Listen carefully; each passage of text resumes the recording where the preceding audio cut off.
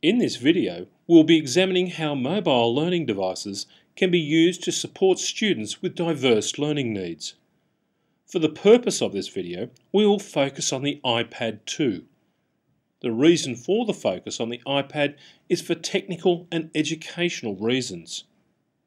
At the time of creating this video, competing mobile operating systems either do not have a viable tablet platform suitable for education and/or do not offer the level of accessibility support that students with diverse learning needs require.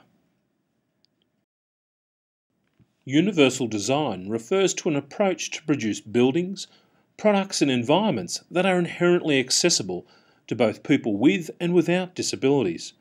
For example, curb cuts and ramps are essential for people in wheelchairs, but also useful to everyone. Individuals with shopping trolleys, parents with strollers, and aged persons with walkers have all benefited from curb cuts and ramps, as well as those who are physically disabled. Universal design can also be found in devices such as taps, door handles, and all sorts of building products.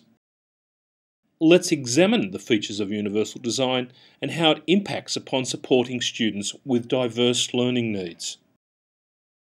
As an example of the design criteria of equitable use, the FaceTime application allows people to communicate in a variety of ways.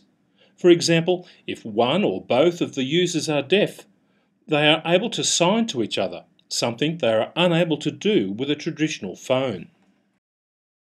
As an example of the design criteria of flexibility in use, the iPad design accommodates a wide range of individual preferences and abilities. For example, how the device can be personalised via the Settings app and has the screen rotation, which allows it to be used by both left and right-handed people. As an example of the design criteria of simple and intuitive to use, the touch or direct interaction with a device, or in other words a cause and effect response, is easier to use than a mouse-driven interface. A mouse-driven interface requires the user to recognise that their physical movement of the mouse is translated 90 degrees and is represented by the movement of the cursor on the screen.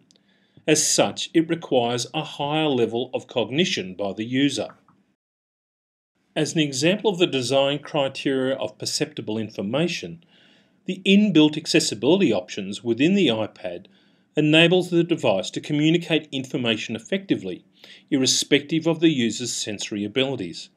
For example, VoiceOver enables a person who is totally blind to fully control an iPad by providing voice prompts. As an example of the design criteria of tolerance for error, the design of the operating system and of the applications provides either prompts to check a user's response or provides an undo function. As an example of the design criteria of low physical effort, the low weight and curved rear panel enable the device to be easily picked up and held for longer periods of time. Furthermore, the fact that the iPad 2 has a higher pixel density for displaying content means that the information displayed on the screen is far sharper than a computer screen and therefore less tiring on the eyes.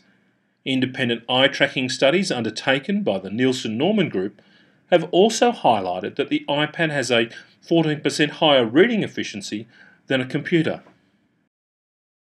From the movement for universal design has grown the Universal Design for Learning, or UDL. One of the champions of UDL is the Centre for Applied Special Technology, or CAST, which has developed a set of principles for curriculum development that give all individuals equal opportunities to learn.